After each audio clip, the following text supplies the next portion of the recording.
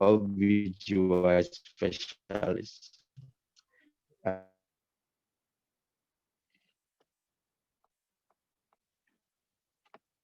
Yeah, hello, Benedict.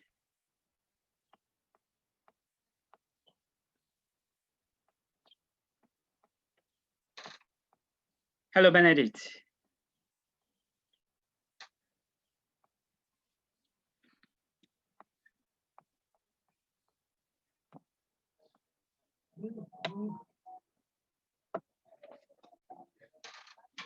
Hello, Benedict.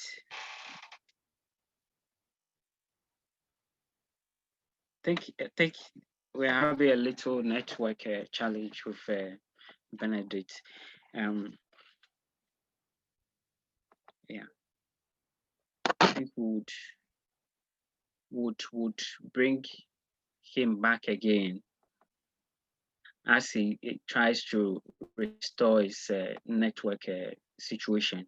Okay, so let me go to the Festus. Hello, Festus. Hello, Hussein. Yes. Yeah, yeah. I like to have your perspective on this particular discussion we're having. How we use data to influence policymakers, and then would like to have your story or like an experience which you have encountered where you have used data in the field to communicate to decision makers to take a certain action. Yeah. Yeah. Thank you very much. As has been explained, the data we use as the basis to communicate, or the evidence we have to communicate to our stakeholders or our policymakers, the reason why certain decisions has to be taken. In my case, having worked as an auditor and an accountant, the financial data has been my basis for communicating to people why certain decisions has to be taken, why certain costs has to be cut down, and why certain payments should be stopped or made. So in my case, I've made a lot of these decisions. In my institution, have communicated in several instances. To cite one example, I went for audit in one facility where I realized they were spending so much on maintenance of some generator and other assets. Then when I was comparing the maintenance costs of these assets, I realized if the institution has bought a new one, it would have cost them a whole lot better. So like with the financial data, analyzing it over a period of time, how much is being pumped into this area, I advise them they should sell off some of their these data and analysis. We're able to communicate to people certain patterns, how our organization is faring in respect of certain decision areas and why certain decisions have to be taken. And it works a lot. Thank you. Thank you so much, Festus, for those insights, data to effect influence. I'd like to come to Reverend. You are a union leader and you've been involved in professional groupings activities. I would like to have your take on your experience from your perspective as a leader of a professional group, situations where you've used data to influence policymakers. Yeah. Yeah, thank you so much. In fact, the video drew my attention to something I did as far back as 1996 when I was the acting district director of health services in one of the districts in Central Region, Sikmodom Brakwa district. We happened to have a cholera outbreak. Now we realize that whenever people bring victims to the hospital, by the time everything is done, they are also infected. So I called my management team. We brainstormed and decided to organize training for the various communities so that not many people will handle cholera patients. That even if it is possible, they can use motorbike to come and draw our attention. Now we quickly did this and then approached the district assembly.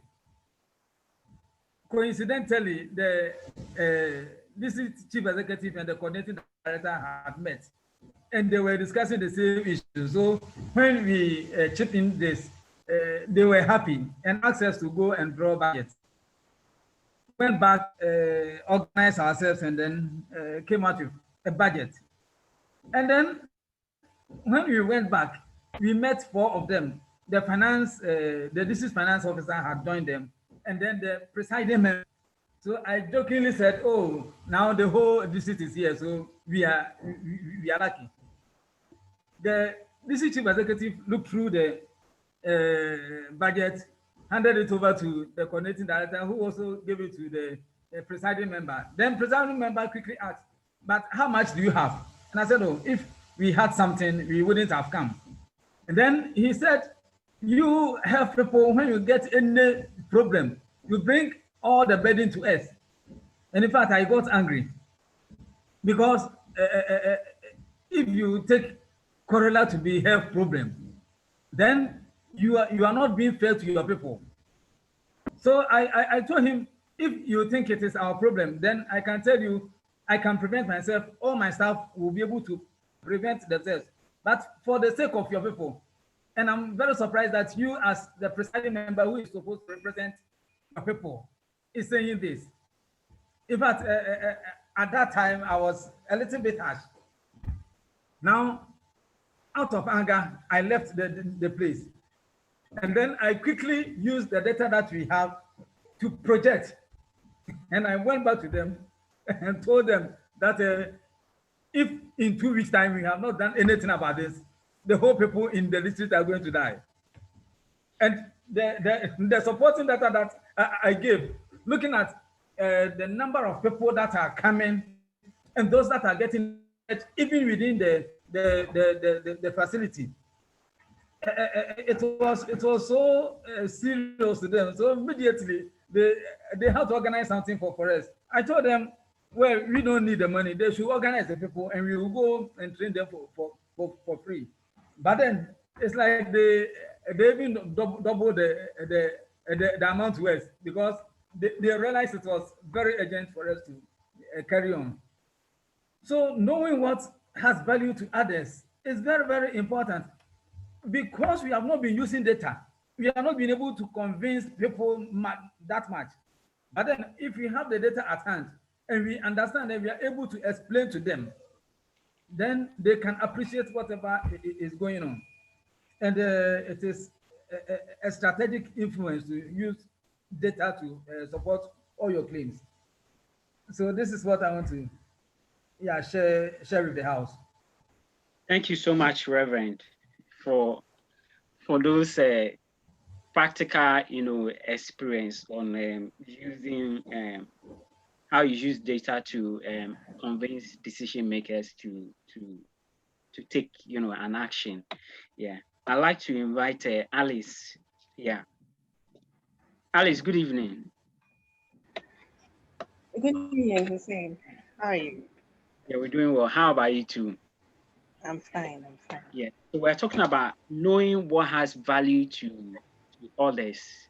So I'd like to ask from your perspective and then from your area of work and your experience, what do you think decision makers? Yeah, what do you think is decision makers find valuable if we want to convince them? What are the things which they will be sort of like expecting from X that would make us be at the same, communication level with them in such a way that they will understand us and then, take decisions in that, or, how we can communicate with them to take action. What are some of the things which they expect from people that come to them to influence them to take decision?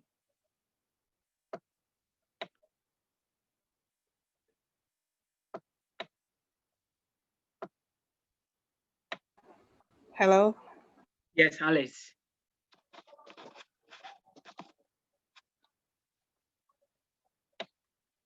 Yeah, Alice, please go ahead. What do you think influences people to take decisions, especially management and then policy makers and then directors of institution? They have to make, decisions. What are some of the things which they expect from the ground, the clinicians to report on so that they can take decision? Or why do we sometimes experience situations where they are not able to take decisions in spite of communications that have been done to them?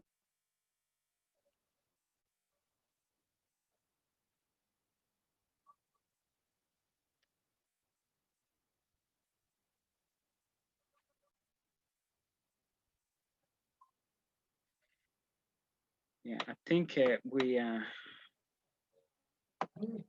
not getting Alice so much. Okay, yeah. Let me find out from Kofi. Kofi, good evening.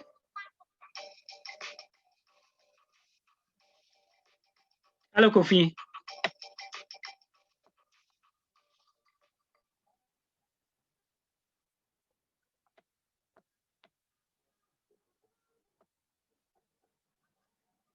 Yeah, I think we have Alex back.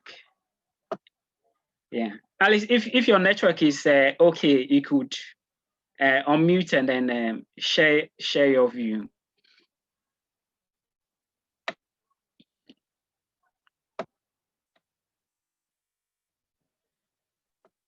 Hello. Wow.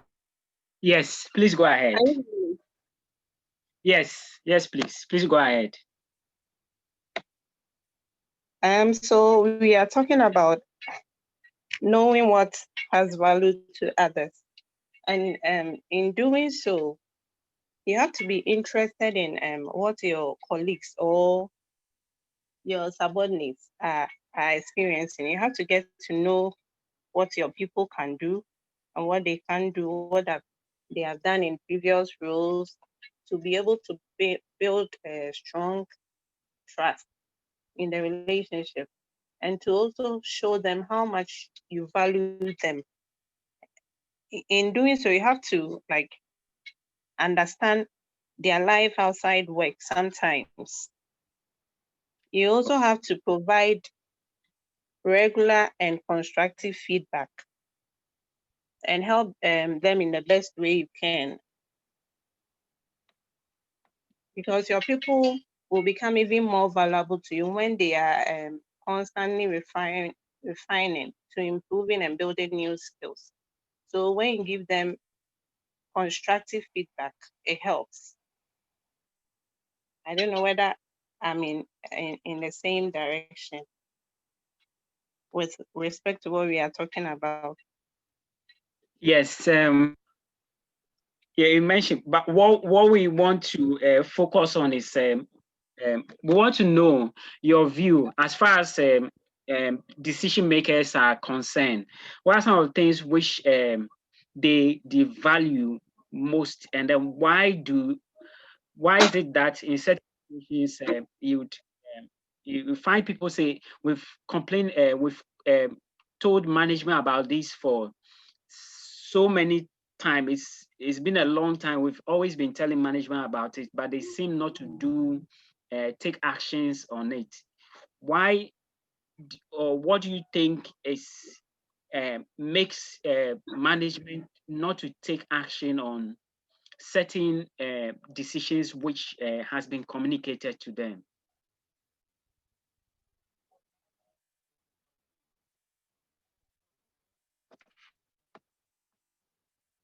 I don't know if you understand the question now.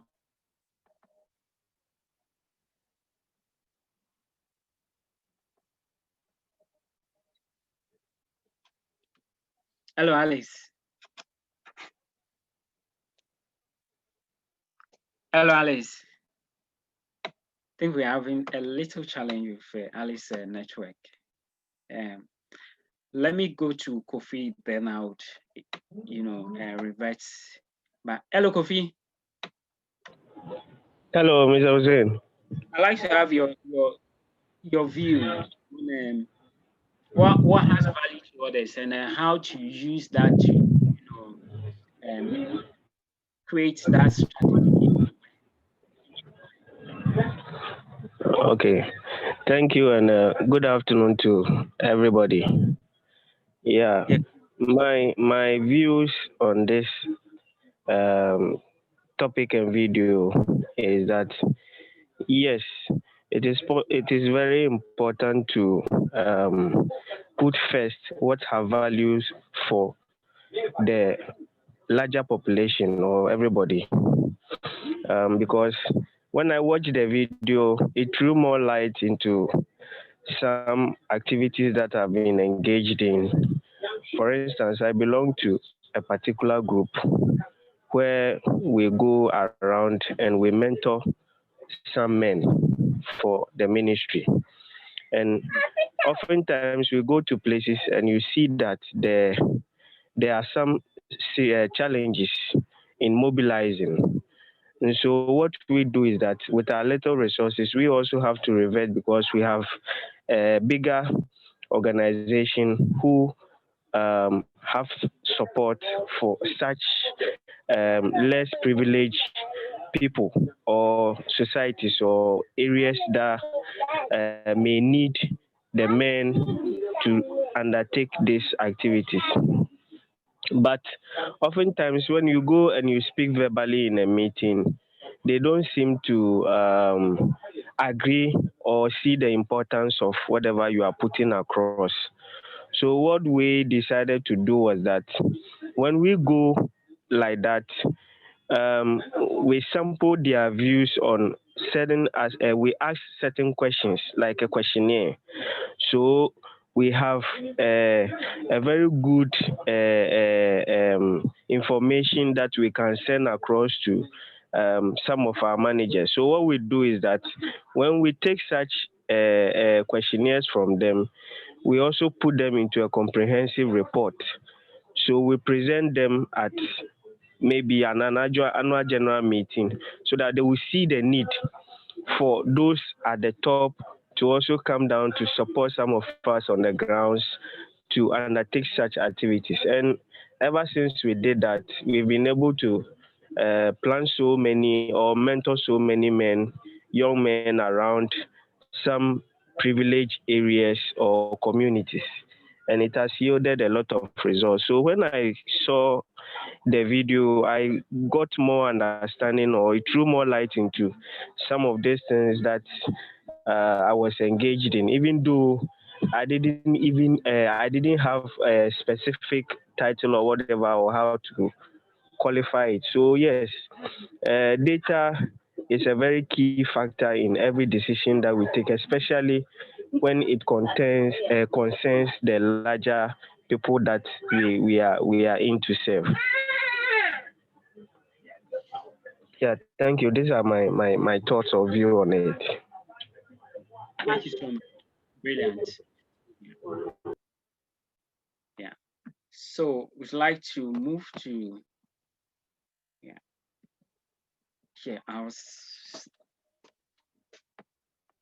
our second slide. Okay. Now this talks about how does our understanding of where data exists and how to use it increase our ability to influence others. Our understanding of where data exists and how to use that data which we've been able to identify where it is.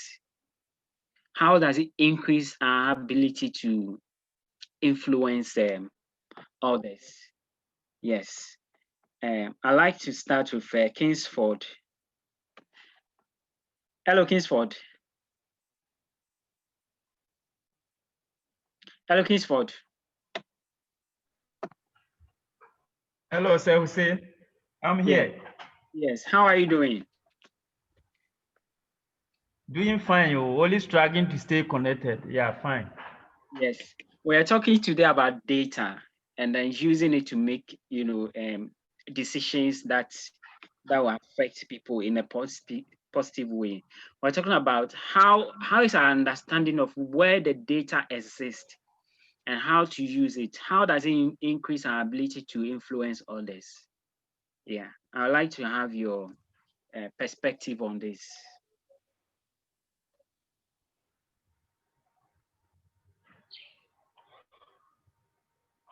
Okay. So, knowing where data exists and how to use it to increase our ability to influence others. Yeah, so let's say in an organization, if you're able to come out with any data source, being it qualitative or quantitative in nature, it becomes a data that you have. And what is now left is how you will be able to use that data set to influence others. And I believe when we have data, whether this data is coming from, let's say, monitoring and evaluation processes, or let's say those of us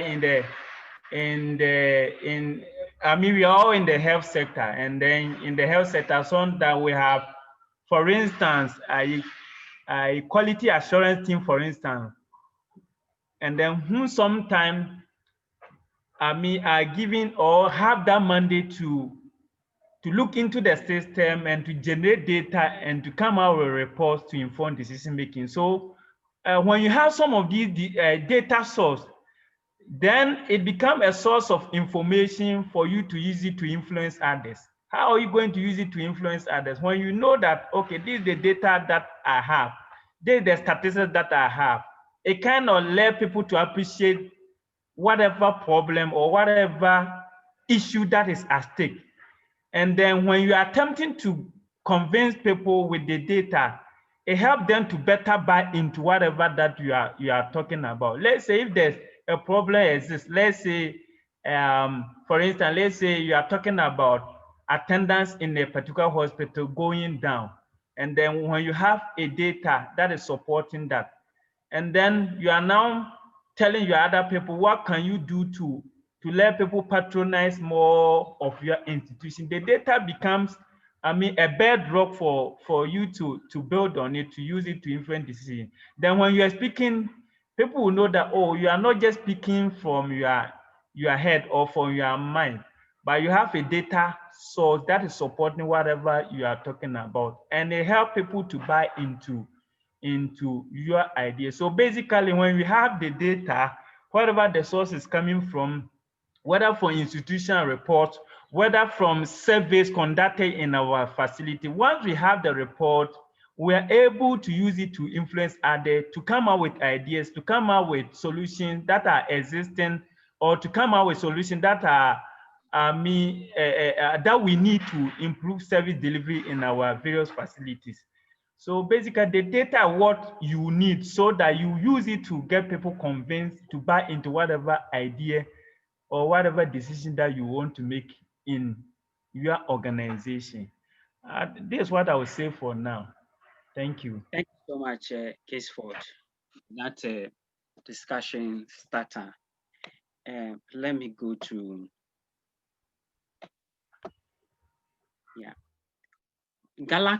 Samsung Galaxy A21.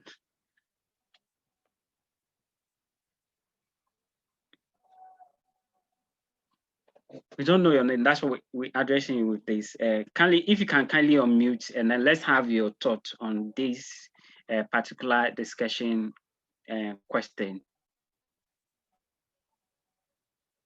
Samsung Galaxy A21.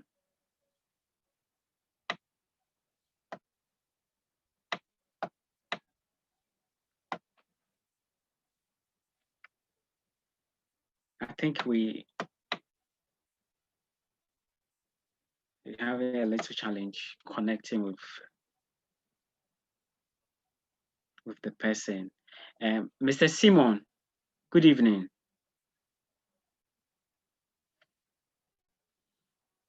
Yeah, good evening, Mr. Simon.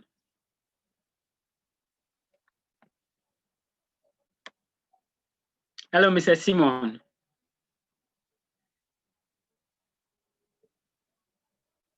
Wow. I think we're having a little challenge.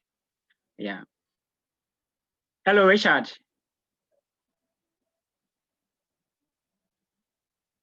Good evening, Richard.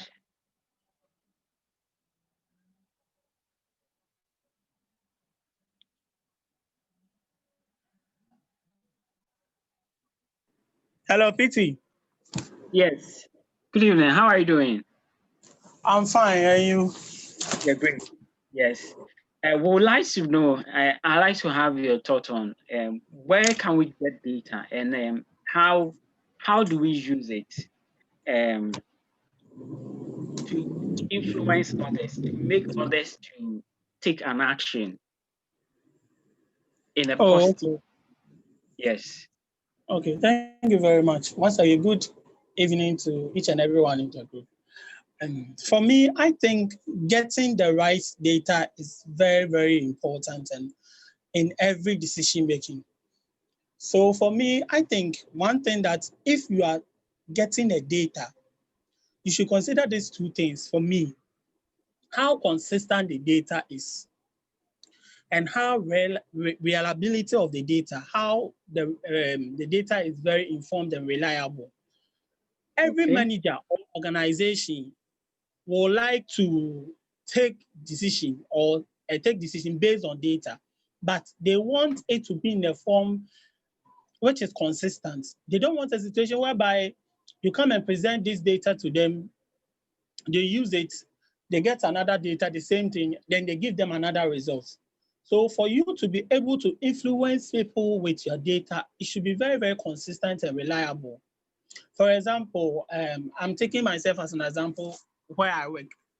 Let's say you work where I work, as in the department I work at. You have this questionnaire and survey that you did for person having low back pain, and it came to a trend that looking at their occupation, you could see that most of these people coming with or presenting with this low back pain are people, bankers, drivers, and mechanics and stuff. So from that survey that you did, you can see that you have a data which is consistent with some people. So you could find out, okay, based on this, I could say that these are the kind of people who are actually presenting. If they say 100%, 70%, 70 or 75% are always presenting with low back pain with this kind of profession.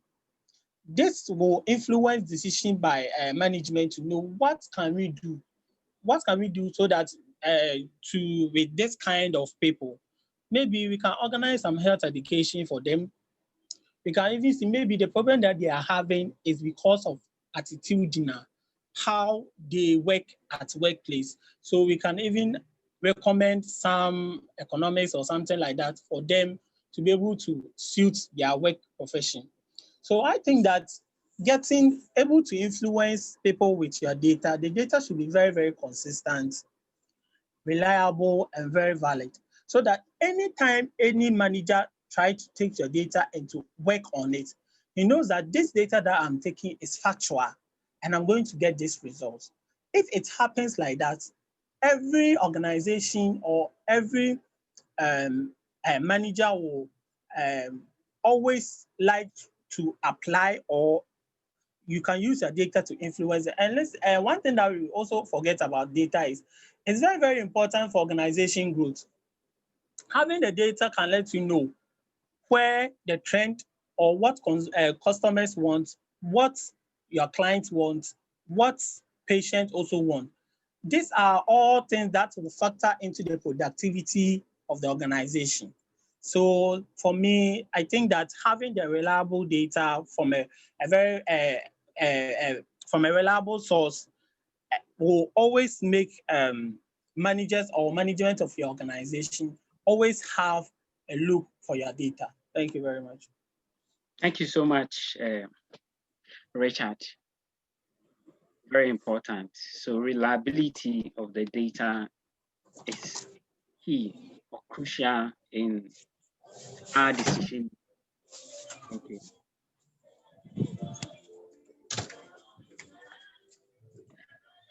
Yes. Okay. So our next discussion topic we'll be looking at is we're asking the question: have we ever used data to win an argument or persuade, our our workplaces or places where we work, like people that we interact with on a day-by-day basis? We want, examples or personal stories that we can, experiences that we can share so that we can learn from it. How if situations where we have used data to actually persuade or win, an argument. Let me start with Comfort. Yes. Comfort, good evening. Good evening, Mr. Boche. Yeah, how are you doing? Hello, Mr. Boche. Yes, how are By you the doing? grace of God, I'm fine. Yes. So what find out from you? Have you ever used data to win an argument in your place of work or people that you have interfaced with, and then this particular direction that you want people to take, and you use data to be able to do that? Yes, please. Yeah, kindly share your experience with us. There was a time in our workplace during a peer review. During the peer review, we have those who come in for the environment, for like and other things. They will come and inspect your place, your meetings, and other things. So it got to a time the environment people came. They came to inspect our area and everything was okay. And the government also came. They have a team for the government. They came to inspect our meeting, our strategic plan, and everything. So when they combined everything, we met and they were saying we went to like orthopedic ward, they didn't have this. We went to general ward, they didn't have this. When it came to our area, it was only the environment people who came to inspect our area. But these government people came saying, we came to physio department and their meeting attendance book wasn't around. So I was saying, how? Because no team under the government came to inspect on our meeting schedule. So how did it happen? So I raised my hand and the person said I should talk. So when I was talking, he said, we came to your area and you didn't give us your book. And I said, no team came to our area to inspect on our book and government. So he said, okay, if that is the case, I should go for the meeting book and then come and show it to them. So I went for the book. They went through and they said, it's not you. It's rather orthopedic ward. So using data during arguments, it helps you to clarify everything concerning an issue and also makes you a good leader because you have evidence that you prove to the people, I have done this. It's very good when you use data for an argument. Thank you so much, Comfort, for that practical experience. Okay. Yeah, thank you so much. Yes, great. You're most welcome. Yes, yeah. Let me find out from Miss Bar. Yes, Miss Bar, good evening. Yeah, good evening, Miss Bar.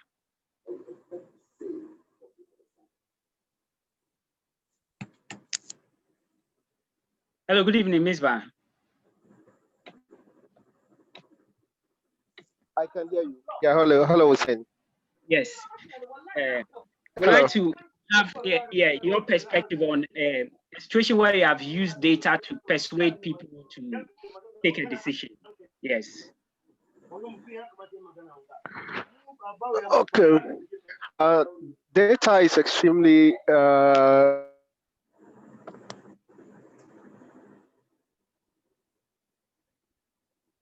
Yes, please go ahead.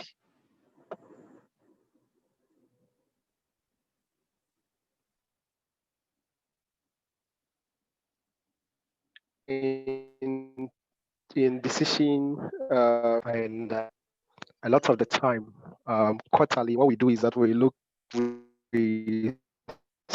sit down and look at that our data get referral from.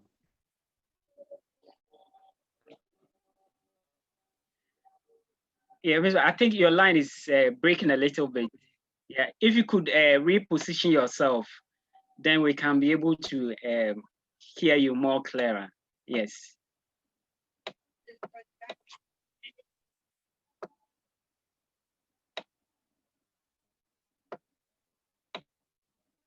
Okay, so as Misbah tries to reposition himself, let me find out from Kingsley. Kingsley, good evening.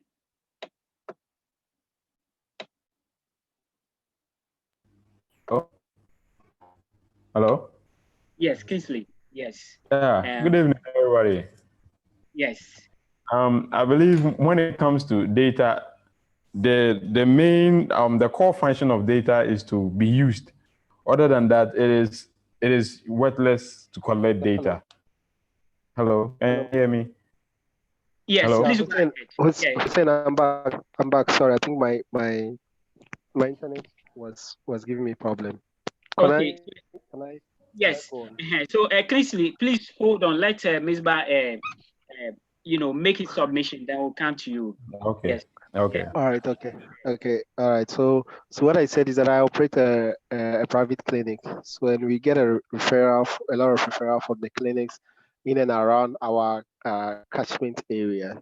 So what we do is that monthly we do have meetings with our staff to really now look at where our patients are being referred from, like the areas or those the particular clinics that we get referral from.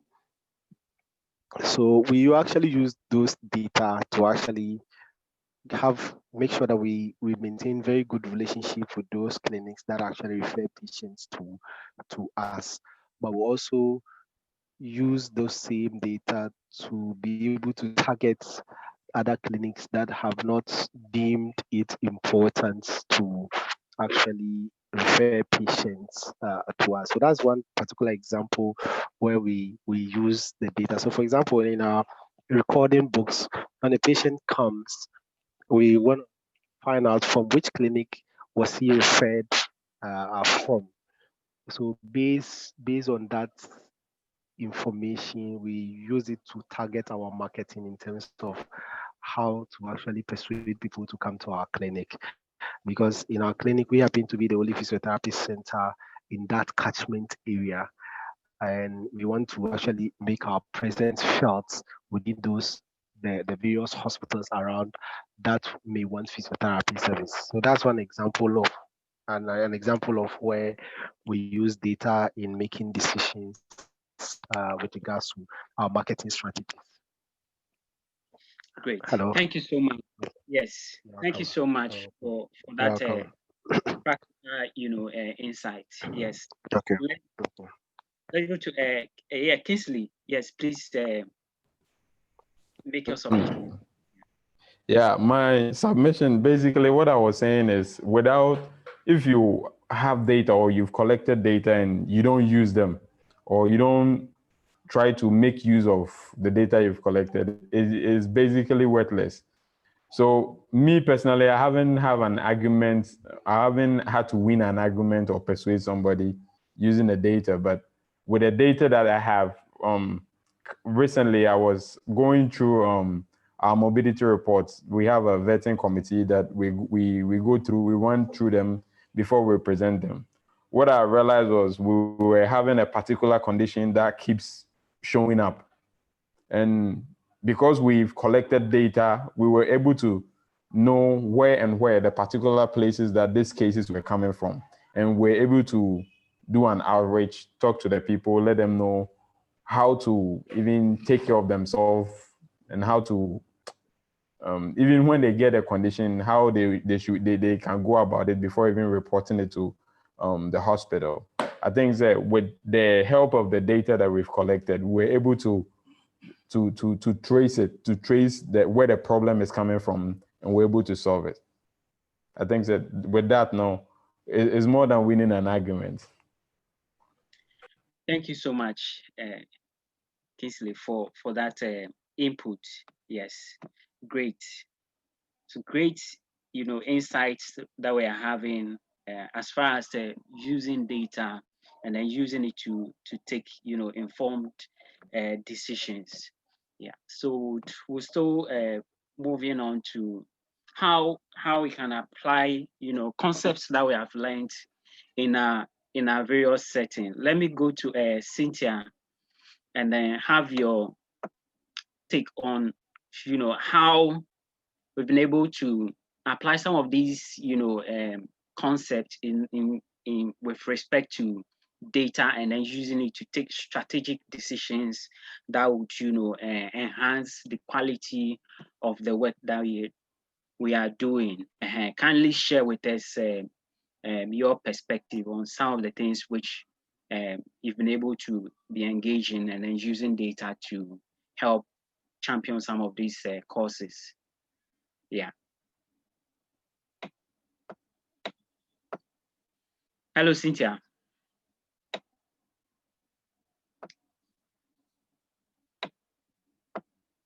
Hello, Cynthia.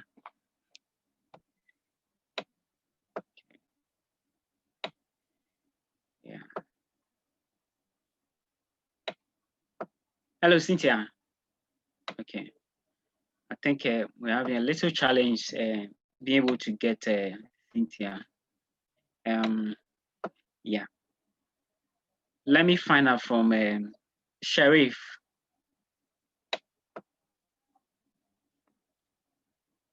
Yeah. Hello, Sheriff. Hello, Hussein. Yes. We'd like to find out from you data and then how we are applying it to our situation. So what I want you to do is now we are in a COVID situation. Where are we getting our data from? And with the persuasion that we want the general mass to take with respect to abiding by some of the protocol, do you think we're using the correct data? And then why are we not able to persuade people to take some of these decisions with respect to sticking to some of this protocol? Yeah. All right. Good evening, everyone. I've been following the discussions on this data quite well, and I have to say that it's quite interesting because, like some of the speakers said, we use data very often in our clinical practice, and it's not really meaningful or it's worthless, as someone said, if we are not going to really use the data. In my situation, I find myself using data a lot because, of course, you must present evidence that something exists before you can really take effective actions on it.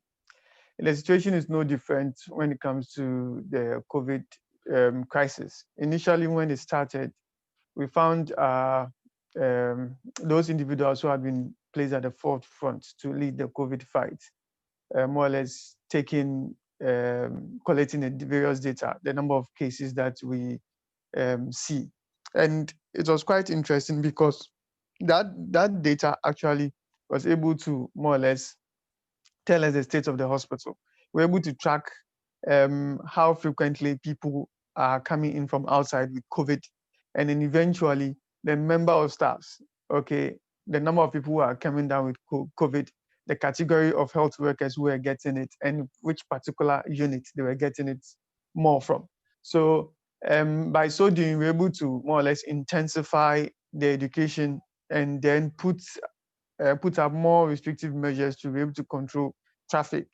Okay, and I in particular, when I had to visit that ward, I always made sure that I put in all the necessary measures, and then also limit the number of times you go there. If it's not necessary going to do any consultation or see patient there, you just don't have any business there, because the number of cases that was coming up from that particular unit was quite alarming. So we needed to take precautions. With regards to the general population, in the initial aspect, I mean, the media was doing quite well by reporting the numbers, okay? And the government, of course, put in people, the public health personnel and some other personnel to more or less keep up with the figures and then report them on regular basis. It was doing quite well. And as we saw the increasing trend of the number of deaths and the number of cases, a lot of us became so much concerned. And of course, it's put some kind of fear, and then we became more aware that the COVID was real. And so we needed to take more proactive measures to protect ourselves. But quite along the way, the reportage seemed to have dropped. Okay, and then there was this little bit of distrust, or if you like, mistrust in the figures that were being reported. Of course, so that would definitely influence people's decision.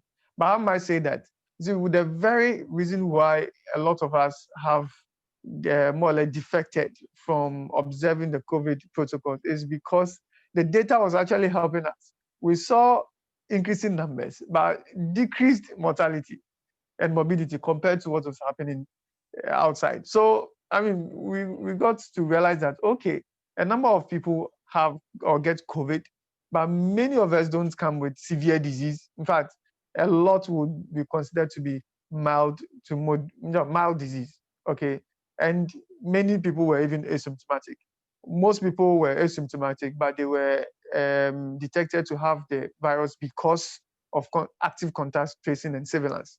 So we realized that, oh, okay, many people are coming down with the infection, all right, but we're not really manifesting. So why should we go out? I mean, continue to stay at home, or allow the government of the day to more or less put in restrictive, more stringent measures of lockdown and all that. Okay, considering the economic implication that will have. So it really helped us to gradually shift away from very strict protocols to relaxing them and then bouncing back to normalcy. And I believe it has contributed largely to our observance of these COVID protocols at the individual level.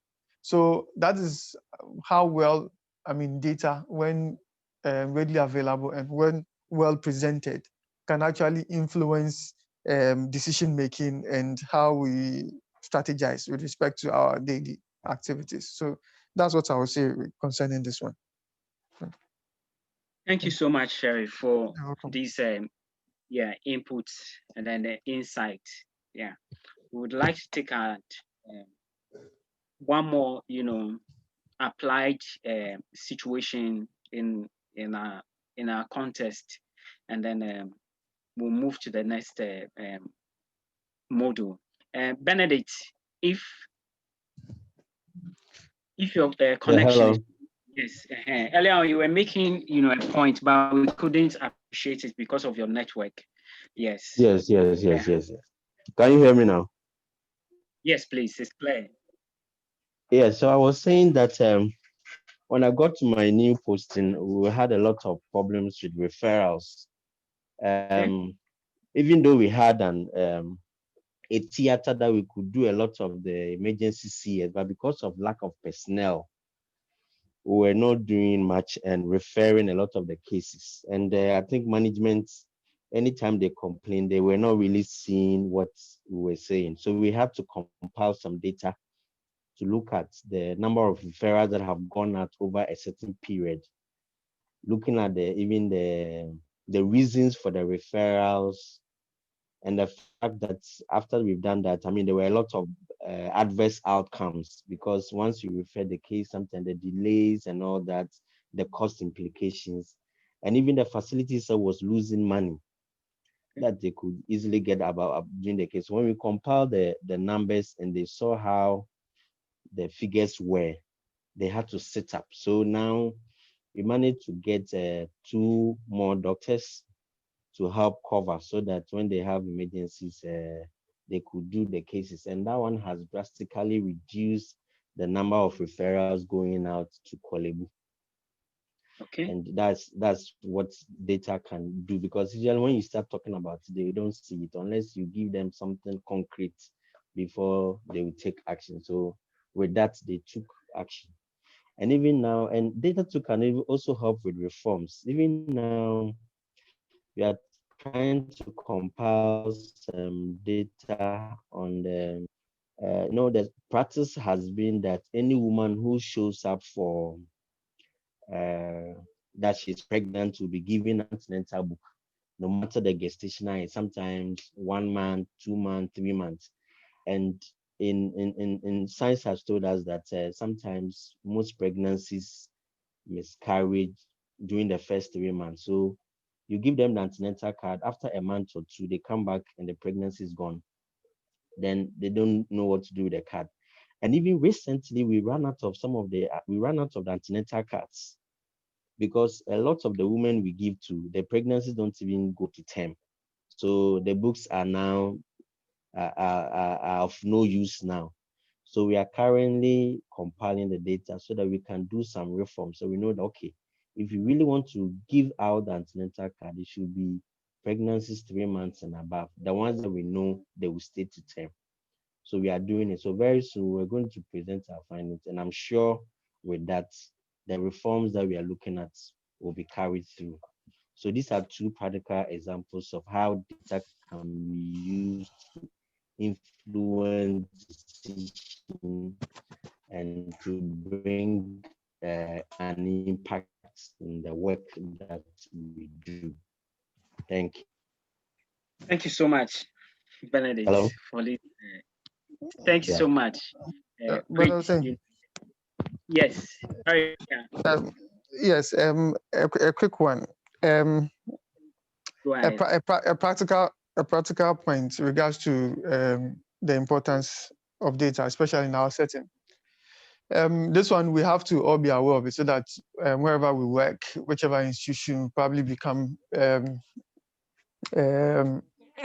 will actively support in the management of data, so that we don't know how well it's going to help us in future. This is a practical example. There was a time we needed to more or less solicit for support from a pharma company, okay, to help us revamp our oncology unit, okay.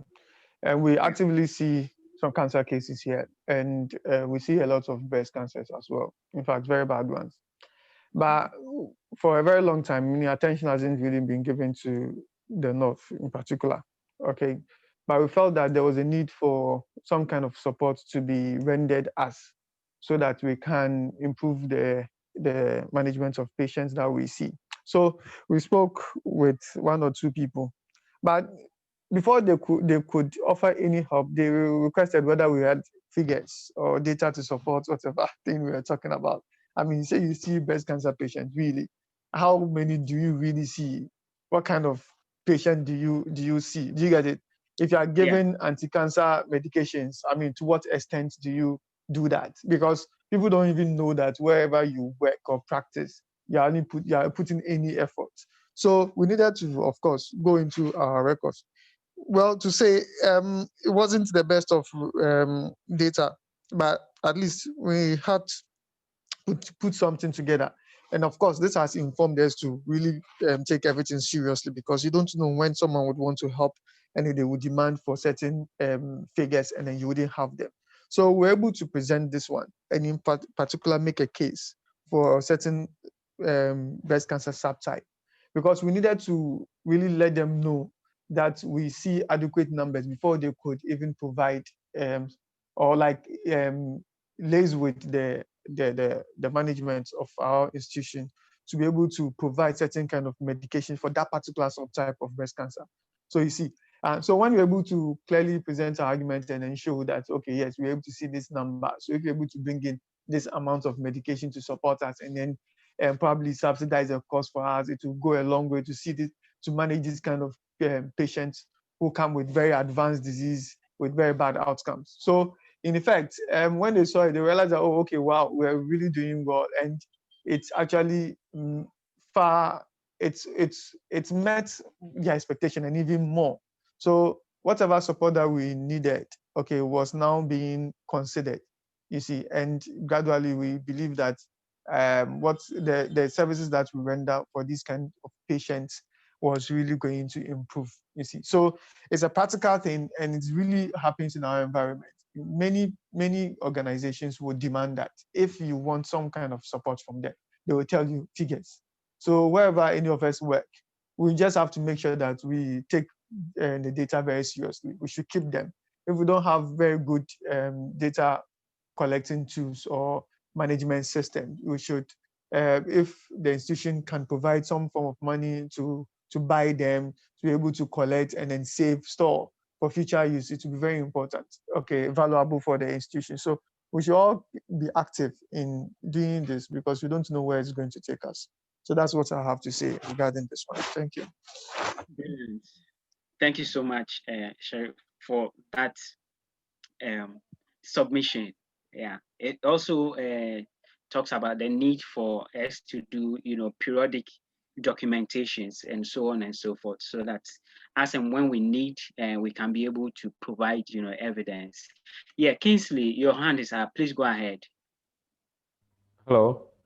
Yeah. Yes. Please go What I ahead. also want to add to what my brother said is, sometimes after using the data, we might feel that we finished using it, so we might dispose of it. What I wanted to add is we shouldn't dispose data. It's better that after we've collected it and we've used it, we should back it up, because eventually we might want to revisit it sometime and probably do a comparison as to how far we've come with regards to the data and with regards to the improvement that we've come so far. I think this is a contribution I want to add. Fantastic. So comparative analysis of the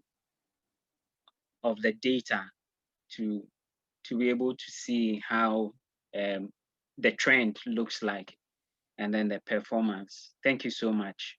Yes, this is wonderful. I like the discussions that we had on data, but we have to move very quickly to our next model, which is accountability and then financial management. This also deals with, the figures. Okay, so in our first discussion starter, we want to look at how do we think a clear agreement form will benefit, our work. Accountability has to do with, we giving an account of whatever is expected of us. So it deals with, performance, agreement or performance contract and so on and then so forth, so that we can be able to account for what is expected of us. We give, clear cut, account, account of our performance and so on and then so forth. So it talks about agreement form, but essentially it's about performance, agreement or performance contract, or if you'd like, a performance, appraiser. In the appraiser, we have to document the objective and then work towards it. So we are asking if a clear agreement form helps to enhance, the effectiveness of our work and so on and then so forth. I like Sandra, if you could open the discussion for us in this manner. Yeah, agreement form, or performance agreement. Yes. Yes, so I think that having that makes it easy for everybody to come to an agreement. Everybody, there's clarity on both sides on what to expect of each other, when it's supposed to be there. There's also timelines that is carried, what needs to be done. And especially if you're in a management position, it also gives you the opportunity to monitor what is going on. So if you have a large number of people that need to carry out a project, once you have that agreement with everybody, apart from the fact that all the people involved get to know what is expected of them, you as a leader, you're able to monitor. So from time to time, you can go to them to find out how far they've gone, if they have challenges, and then you can adjust it as and when you need to. But I think at the end of the day, what it does, that it gives everybody clarity on what is expected, and you stick to what the focus is clear. There's no excuses, because everybody gets to understand what is expected of them. Thank you. Thank you so much. So clarity, focus, and then enhances monitoring and evaluation of our work. That's very, very important. Thank you so much, Sandra, for that input. Yeah. Let me go to Festus. Yeah, I'd like to have your view on the performance contract. Yes, please. Yeah, thank you. Just as Sandra said, I agree with it. When we have agreement forms, I think it helps the appraiser and the appraisee in assessing performance, because there are clear standards and what is expected of you, both sides. So it makes performance measurement and all things quite feasible, quite easy, and I think it gets a good basis, removes all biases. Go to many of our institutions, once people come in, let's say we employ new staff, we just rule them on, they just get to the department and they start working. We don't have clear targets set for them where we let them know what is expected of them, as in measurements, targets given to them. So when we have these agreement forms, it helps us easily assess our performance, how well we are doing, and appraisers also know on what basis we measure the performance of subordinates or appraisees. So I think when we have these forms in place, it benefits us, or it even helps in performance at our workplaces and even every aspect of our work. So I think it's very good to implement at every level of an organization. Thank you. Thank you so much, Festus. Let me go to Hannah. Yeah, good evening, Hannah.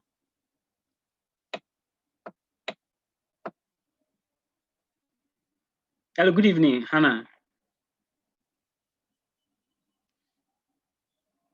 I think we're having a little challenge with Hannah, but I'd like to go to very quickly Kingsford. Yeah, good evening, Kingsford. Kingsford, good evening.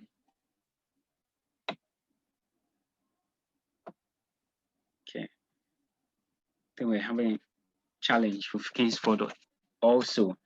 Mr. Chum. Mr. Chum, good evening.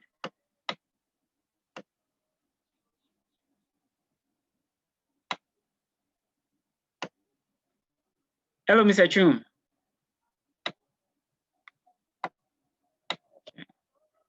We're not getting Chum very much.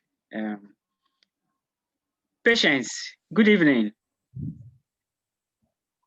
Hello, Hi, Patience. good evening. How are you doing? Hello. Yes, how are you doing? Hello. I'm Great. fine. Yourself? Yeah, we're doing great. Yeah, I would like to know what are some of the agreement, forms that you use in your institution or facility, and how beneficial. What are some of the benefits that from them? Yes. Yeah, thank you. So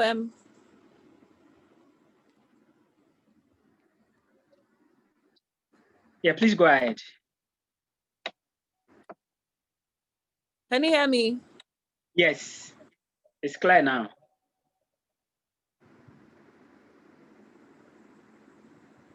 Hello.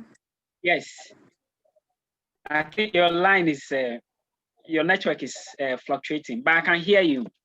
I can hear you now. Yes, can you go ahead?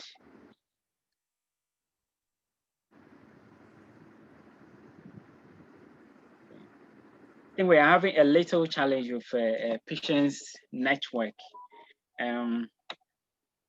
So we'll come back to patients to hear a submission.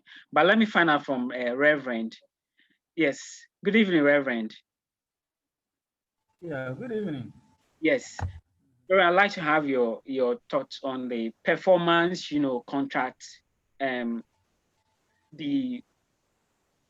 the sides of it, both the benefits and then the sides, which is what are some of the challenges and then the benefits that performance contract or performance agreement create in the workplaces. Yes, I think I don't have anything different from what the first contributors have said. Now, the performance agreement contract or the performance appraisal forms actually guide one to do specific things. And then it also helps the person to document whatever he or she is doing so that based on the documentation, the person can be appraised. Sometimes you do certain things which you don't take notice of. But then if you have not documented some of the things that you've done, you'll be found wanting when being appraised because you cannot argue. Then if it has been documented, then you have the basis to argue your way out. Now the change that I would like to talk about is the fact that certain times the performance appraisal forms are not objective enough. Sometimes they are not so objective enough. People give marks anyhow. They look at the personality and then award marks instead of looking at actually what the person has done or what the person did not do. So that is the only challenge I have with the performance appraisal form. But on a whole, it is a good tool to assess people because it guides people as to what to do and what is expected of them. And then it also helps them realize their own abilities and capabilities and skills. So these are the two ways. But on the whole, it is very beneficial to the person's work because it guides the person as to what to do and the limits the person can go. Thank you. Thank you so much, Reverend. So the objectivity of the appraiser, our appraiser system, is one of the things which we need to look at. Yeah. Thank you so much. Yeah, Galaxy 821, your hand is up. Please go ahead. Yeah, hello, good evening, everybody. Yeah, good evening. Kindly mention your name so that we can capture. Okay, I'm Roger. Oh, Roger. Okay, yeah, Roger, Yes. how are you doing? I'm doing well, Hussein. How are you doing too? Yeah, we're doing great. Yeah, please go ahead. Okay, thank you. The discussion has been interesting so far. And what I would like to say about the clear agreement forms are that with the clear agreement form, it is very important because members know what they're responsible for, and members know when tasks should be completed, and is members also know the stakes associated with the task. This is very important because mostly we do verbal agreements and members don't actually know what is at stake. I think it should be practiced most often. At the top management level, it is done, but when it comes down to the departmental levels, we don't usually practice clear agreements. We just agree and there's no document to it. So I think we can do better in terms of agreement issues. You realize that the reason why accountability is a problem sometimes is that we don't actually document the agreement. So people don't get to account well because there was no stakes. There were no clear definitions as to what is supposed of everybody. So you end up that you end up realizing that people don't actually take things seriously because it is not stated clearly who should do what. But if these agreement forms are there and you agree and you sign or something like that, it becomes a responsibility and you know you are supposed to deliver on it. Yeah, that's all that I can add. Thank you. Great. Thank you so much, Roger, for this insight. Yeah, let's go to our next, slide. Still on accountability. Yeah. The question we want to ask is, does our job incorporate duties related to financial, management? Would you want to look at the financial angle in everything that we do? Because in everything that we're doing, there is a finance part in running the day-to-day, activities in our various places of work. So asking that, does our job incorporate the duties related to financial management? If so, what are some of the duties? And if not, we'd like to know how we believe financial management impacts on our work. Yes. So for this one, I would like to start with, first, you have an accounting, background. So like to ask a discussion, starter to open the floor on this particular discussion. Yeah. Thank you, Mr. Hussein. Yeah, definitely. As accountant, my work is more about managing the finances and putting structures in place to save the facility a whole lot of costs and other issues. As accountant, I said earlier, my work involved making sure that the institution spends according to budget. First of all, we establish the budget at the beginning of the financial year, make sure that all our expenses and especially expenses are made according to the budget. So my work entails much of finding out how possible I can cut costs. So here, minimize costs. So that's why usually we see accountants and we complain about Adesikan. We try to cut costs as much as possible to save a lot of the facility, save a lot for the facility. So, and we find a way of, as much as possible, if we have some funds, how well we can invest it to earn a lot of returns for the facility. So my work involves making judicious use of the funds we generate by the institution. Yeah. Thank you. Great. So cutting costs and also generating, revenue. Yes. Yeah. But we also want to find out from the clinical, aspect. For those of us in the clinical aspect, situations whereby our duties have some financial, implication. First, we mentioned about budget, because in order to run certain clinic or to effect certain execute certain projects, there have to be the financial aspects. When we're doing the project management, we talk about the three constraints.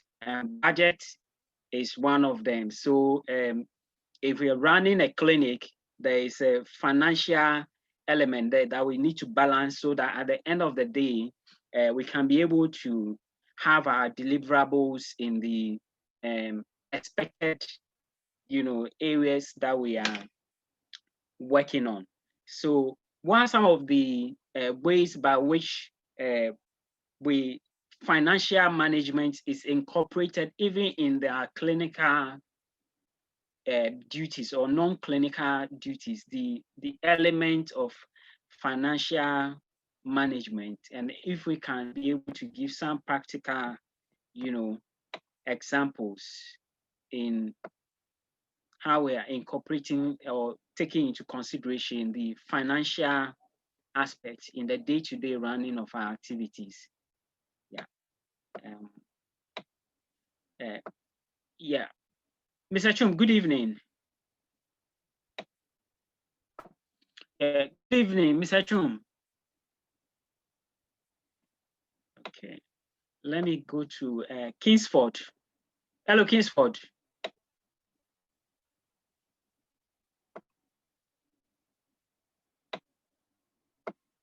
Yeah, hello, Kingsford. Okay, I think we're not getting. Let me find out from.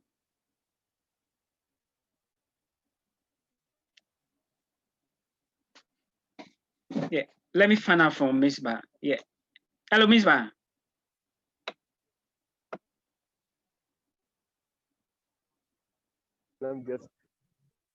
Yes, we're looking at the financial element.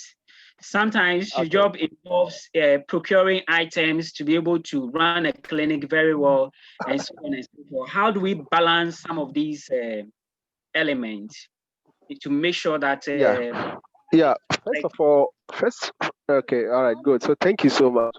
First of all, when you have to be prudent when it comes to financial management, is first of all to draw a very realistic budget. Budgeting is extremely important. Now look at it here. Budgeting is extremely important, and it has to be a realistic budget. Once you have your budget done, you first of all have to make sure that your expenditure and your expenditure falls within what the budget, because that is what you have planned for, and you don't try and then go beyond what you have planned, because the budget is more or less like a financial plan for you. So once you're able to stick to your budget very well, it means you are actually managing according to how much you have been able to plan.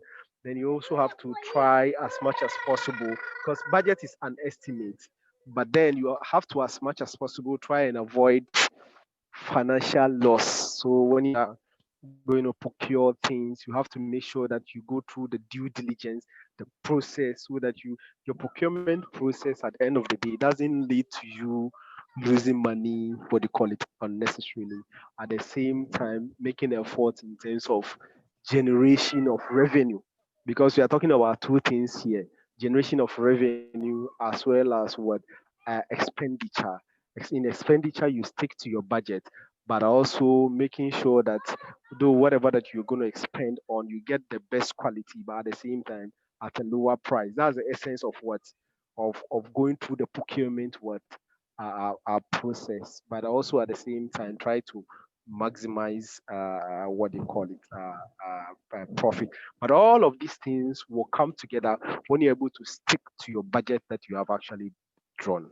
So budgeting is extremely important when it comes to financial management. Yes. Thank you. Great. Thank you so much. Yeah. Okay. Okay. I'd like to invite Sandra on this issue. Normally, for every year we have from the strategic plan, we now tease out, a program of work for the entire year. And we realize that every activity in the program have to be costed. How do we balance the two, costing, every activity in the program, or like attaching cost to each of the activity? What are the implications for doing that? Yes. Okay, thank you. So like the preamble you gave, you have to, the implication basically is that if you do not put a cost to the activity, what it means is that you cannot carry it out if it demands money. And also, what it also means is that you are given an overall budget that you have to work within. And so putting cost to these activities allows you to, or helps you to make sure either you are working or you are projecting to be a bit under your budget or within it. So it guides you to stay within the budget that you're supposed to be working with. And that makes you more responsible and much more careful. And you want to increase efficiency so that at all times, you know that what you are doing, you are getting the most for it. And you're also within or below the budget that you have been given to spend. Thank you. Thank you so much. Thank you so much, Sandra, for this insight. Yeah, so we'll move to the last slide very quickly, and then we'll look at the final, presentation. I'd like to invite at least two practical, situations that we can apply as far as balancing between the accounting for our works and then also the financial aspect, and how to use the two to run an effective, organization. Let me find out from, Kofi. Yeah, good evening, Kofi. Yeah, good evening, Mr. Hussein. Yeah. I'd like to have your, just give us some, one example that you've, experienced as far as balancing between the accounting and the financials is concerned. Then I'll go to Benedict. Yes. Okay. One experience that I've come across is that it is always good to have a fair idea of your finances as to how much you generate and how much you intend to spend, because there are certain unforeseen challenges that may occur that will need your urgent attention. So, for instance, if you have a proper budget drawn, you may know when some urgent incidences occur, which ones you need to give priorities first, and of course you consider the cash you have at hand before you may go into uh, spending. If I will give a critical example, for instance, um, for some time now we are running a project and we are short of equipment. So Okay. there is a challenge for each unit or department to mobilize systems to support the systems to run. So when you run to your heads or the finance people, there is so much constraint on the revenue that has been generated. And when you look at the cost involved in procurement, you see that it's a very huge one. So you have to put a proper balance into which ones are more needed or urgent at the moment before you consider other ones that are coming in place. So these are the few experiences that I've come across in the past times. Thank you. Thank you so much, Kofi, for that insight. Yeah. Then go to Benedict. Yes. Benedict, please go ahead. So yeah, so in terms of the financial management and accountability, most facilities are always complaining that they don't have money. Sometimes it's because they don't have any internal controls to be able to stop leakages in the system. So because of that, there's so much income coming in, but they are not able to track those incomes and they lose out a lot. So as a top manager, may not be so much into the finances of, but you have to have an idea. That's why we're doing this course. Once you have an idea, that they're always the fact that you need to invest. Because if not, there will be so much leakages and the revenue that you actually supposed to get to do the work, to improve, to expand, you are not going to get it. Because usually most human beings are always looking at the self-interest and what they tend to benefit. So if you have a lot of loopholes in the system and you don't put in measures to be able to stop those leakages, then you wouldn't benefit so much at the end of the day, and you're always going to be cash trapped. So I believe that as top managers or as heads of units, facility heads, we need to make sure that we invest into these internal control measures so that all those leakages can be sealed. Then we can get enough funds to be able to expand, to be able to improve and the work. Because if you don't have money, I mean, believe you me, you can't really do much. So it's very, very important that we put in those control measures. I mean, you can do this in something very, very simple. Documentation, use of receipts, use of the ledger, petty books, impress system, there are a whole lot. So every manager works your sort. You should make sure that you invest in this. You get people that are well trained, and even you yourself, you should school yourself to be able to understand. If not, there are times that you may have very skilled people to do it, but because you don't understand what is going on, they're still going to pass things by you and you didn't realize it. And if anything happens, you're the one that is accountable, you're the one who is going to be responsible. If there are any revenue leakages, if there are any embezzlement, misappropriation of funds, you're the one that your head is going to be on. But if we invest in these internal control measures, we can curb this, and the facility or whatever project or institution that you are running, financially you'll be sound and the work will go on as we anticipate and as we envisage. So that's my small contribution in terms of financial management and accountability. Fantastic. Thanks so much, Benedict, for that contribution. Yes. Okay. So that brings us to the end of the first 9 and then 10 module.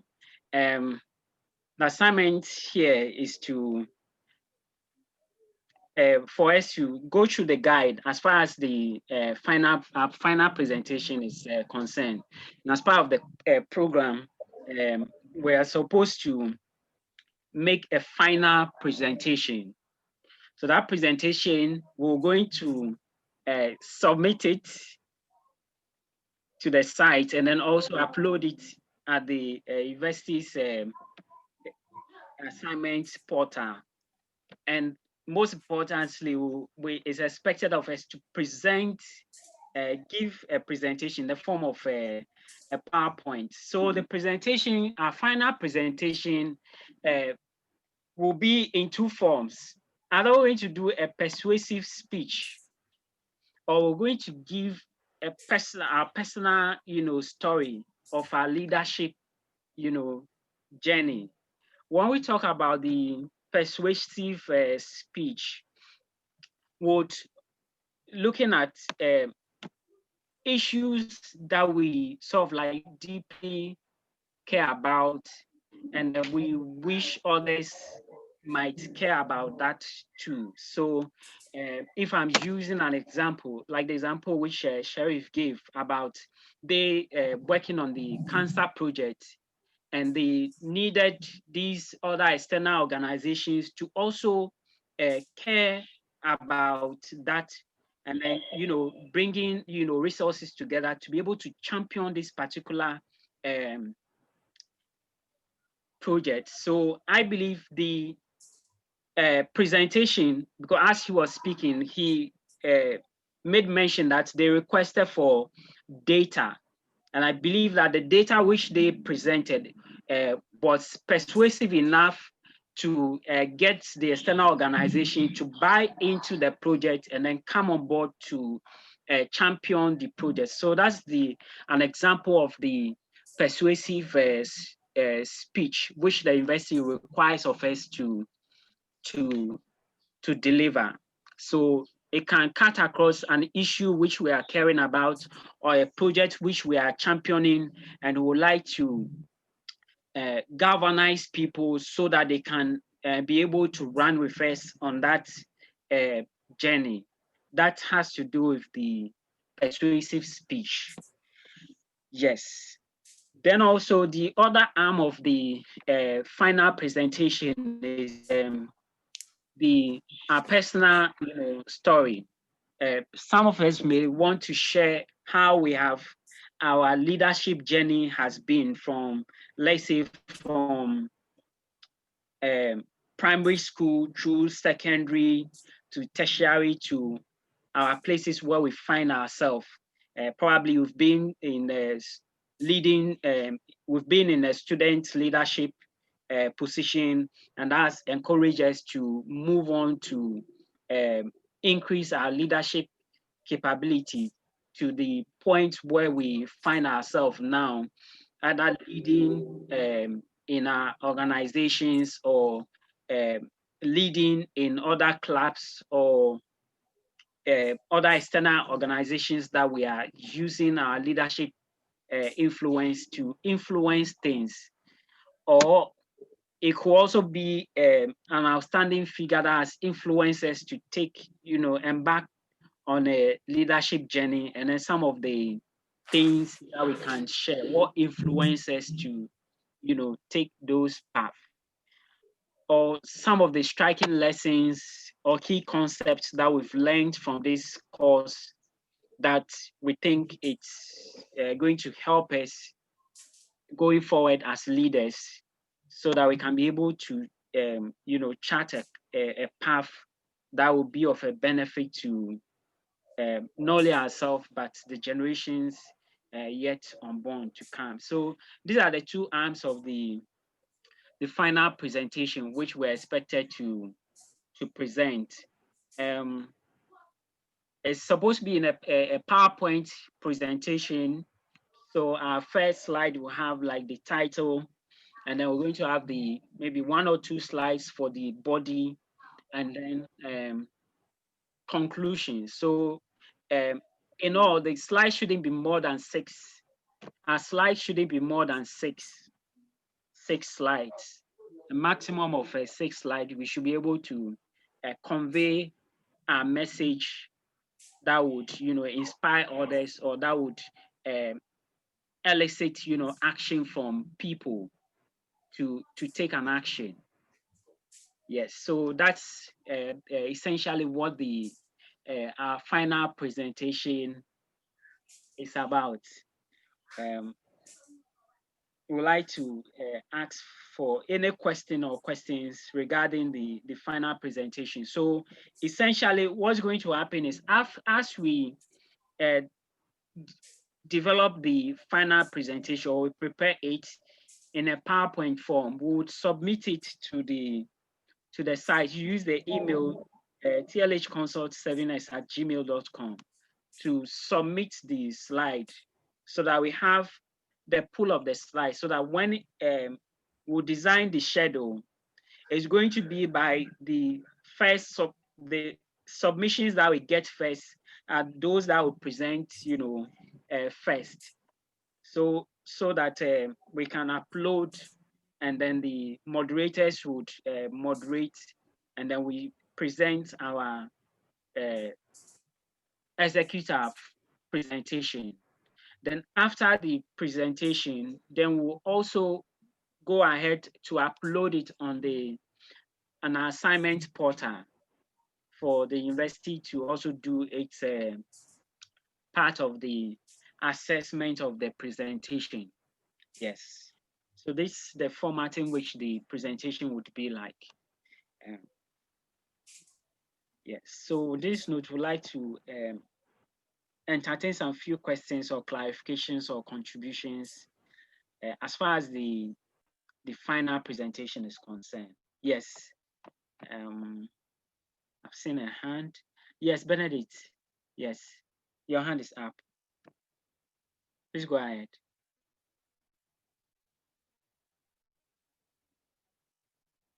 Yeah, Benedict, your hand is up.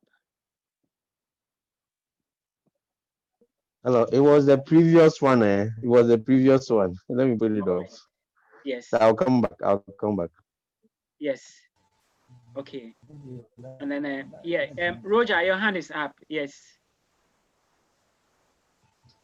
Yeah, hello. Yeah, please go ahead. Yes. Okay. Please, the persuasive speech and the story aspect. Are we doing it as a video or something? I can't say a presentation. Yeah, it's a presentation. But if you have a video that you can inculcate into the slide, that is also welcome. Okay. Yes. And please, is it graded? Is this one going to be graded? Yes. This presentation will take 25 marks of okay. so it's very, very important. All right. Thank you. So what happened is it's a brief, just like you know, tomorrow is an election, so you are giving, let's say, 2 minutes to convince people to vote for you. So it's a very, you know, snappy. The university doesn't want like a long slide, just 6 slides. Maximum of 6 slides. You present your message and being able to convince people to take an action. Like I used the breast cancer project, for example. They were able to use the data to convince the external organization to take, you know, an action. That's an example of a persuasive, you know, speech, for example. Yes, or sharing, you know, our leadership journey. Yes, Sandra, your hand is up. Please go ahead. Yes, you know, the final day of submission on the university website is on the 14th. So are you going to, when are we going to present on this site? Is it before the 14th or after?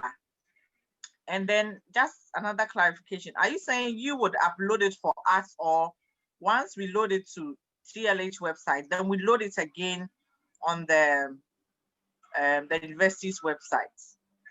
Thank you. Thank you so much for your question. So on the 14th, what it means is that because for this particular assignment, every participant of the course must present. It means that we may use more than how do I put it? We may use some of the weekdays to carry out these activities so that we can be able to meet the timeline. Because if we're going to stick to only the weekends, we may not be able to exhaust everyone. So either it's going to be maybe Friday, Saturday, Sunday, or any of the weekdays that as we get the presentations and then we create the schedule, but it means that we're going to use part of the weekdays to carry out this activity so that everyone will get an ample time to make their presentation. That is the first part of your question. The other part is we're going to do 2 submissions. So one is as we send the presentations which we have prepared to the email address TLH CONSULT, we, you know, gathering collating all the presentations so that we have them in one, folder, and then upload each one of them. Then the presenters would, as and when it's their turn, then their slide will be shared and then they will present it. So that is the submission for that part. Then after the presentation at the site meeting, we'll upload it to the assignment, just like the way we submit the ILP assignment. We're going to do submission of the final presentation on the assignment portal. We'll upload the same presentation again, just like the way we upload the ILP. Yes. To the university's assignment, and then they will also grade it, and then the two marks together will be consolidated, and then we have our final scores. Yes. Okay. Yes. Just one final one. So for instance, after I've uploaded it to your site and I present, and I realize that I probably need to do some changes and I do some corrections, does it mean I have to re-upload my corrected one to you and send that corrected one to them, or once it's been sent to you, it should be the same? There's no chance for corrections in that final work? Great question. Yes, so what it means is as we submit to the site and then we present at the site, that's where we'll also create the opportunity for people to ask questions and then also make contributions. So during the site meeting, as we present and then we get all those feedback, we're going to now inculcate everything, all the feedback, into the final amendment of our slide before we upload to the university's assignment portal. I hope you understand. So yes, I'm good. Thank you. The initial part of it, where we're going to subject it to peer review from the various candidates and participants, and then after that review, and then we get the input from the various members, then we fine-tune it again before we do the final upload on the university's website assignment portal. Yeah, that's the form in which it will take. Yes. Okay. Yeah, Benedict, your hand is up. Yeah, please go ahead. So yes. So let me find out. So are we choosing between the persuasive speech and the leadership journey, or we are doing both? Yeah, good question. Thank you so much. So we'll choose any one of them. We'll be choosing either the persuasive speech or a leadership journey. We do only one out of the two. Okay. So the candidate will decide which one the person wants to do. Yes, please.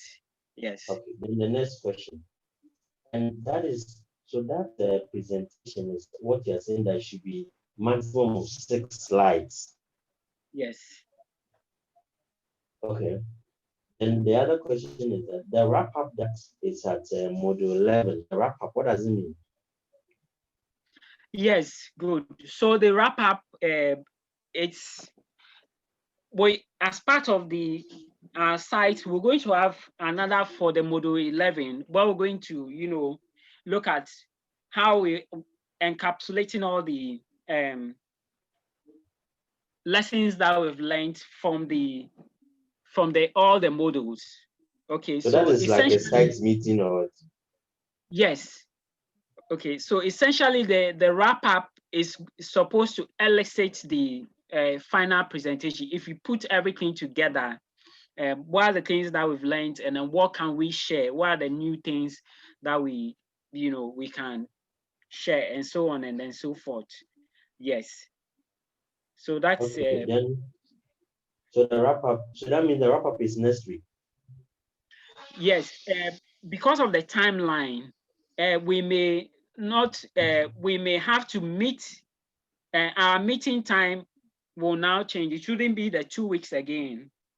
So what it means is that Because next week is 13th. Yes. So what it means is that we would meet next week, but what we'll do is we'll meet before the 13th. So you communicate a date on the platform. Yes, please. By Monday, we should be able to get the calendar for the next week's program. Yeah. As well as the presentation order. Yes, please. Like who is presenting what. So what is the time for the presentation? If like your slide is ready and you're doing the presentation, how many minutes? Yeah, essentially, we are looking at everybody getting about a maximum of 5 minutes to present. Yes, at least, so that we can be able to manage, because we also create opportunity for people to also ask questions or make their input and so on and so forth. 5 minutes, they say it's small. Yes, we try to manage the time, and so that's why the slides too shouldn't be so Just plenty. Slides, okay. Yeah, You just have to straight talk to the very point. fast. Straight to the point, we persuade, or straight to the point, we share our story, and then get So people. what it means, on the day of the presentation, you will be sharing the slides that we've already given you, right? Yes, please. Oh, okay. Yes, so that we have a central. If it's your turn, okay. So if your turn, you will put up the slide. Let's say if it's my turn, you put my slide on, then I present. Exactly. Yes. Oh, okay. So what's the deadline for the submission of the presentation? Yes. So your email. Yes. So what we're doing is we're giving ourselves from, let's say, now to Wednesday, at least, to get all the slides, compiled. Okay. Yeah. Then we can use that to, communicate the schedule, and then we would begin. Yeah. Okay. Thank you. Yes.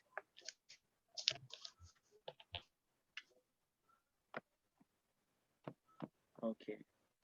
Let me see. All right. Okay. Please, any other question or questions as far as the final presentation is concerned?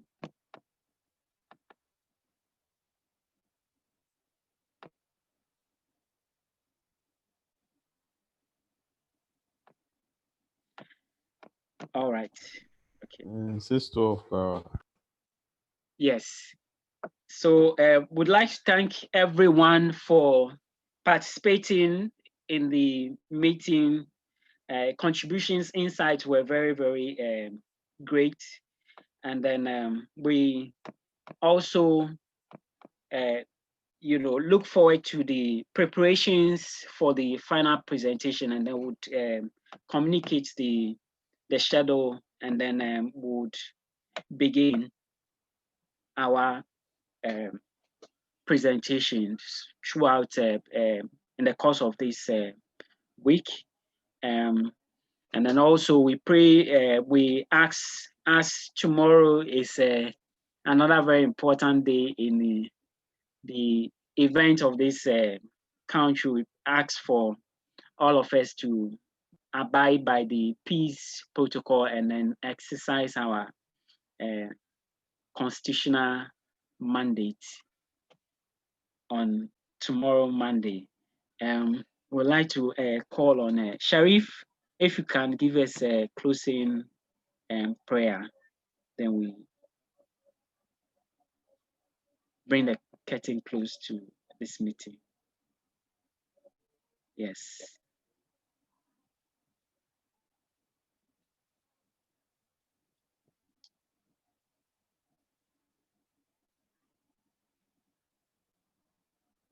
Okay. Hello, Sharif. I think was our Sharif. Richard. Richard Cote. Hello, yes. Oh, hello, yes. Yes, Richard. Hello. Yes. Yes. Kindly give us a closing prayer that would. Okay. Okay. We thank you for such a wonderful evening. We thank you for the final discussion. We pray that whatever we've learned so far from the beginning of the lecture may be applied in our daily activities, that at the end of the day we shall be great leaders and great managers in our various institutions. This evening, we ask Jesus Christ, our Lord and personal Savior. Amen. Amen. Amen. Thank you so much, Richard. And I would like to thank everyone for your presence and your contributions. Thank you so much. And then bye-bye. Okay. Bye. Bye. Bye-bye. Bye bye. Bye-bye.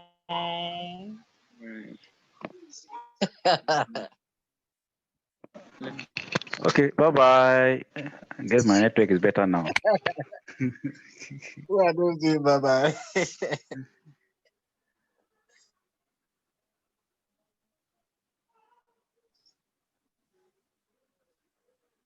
I'm waiting for everyone to leave before I leave.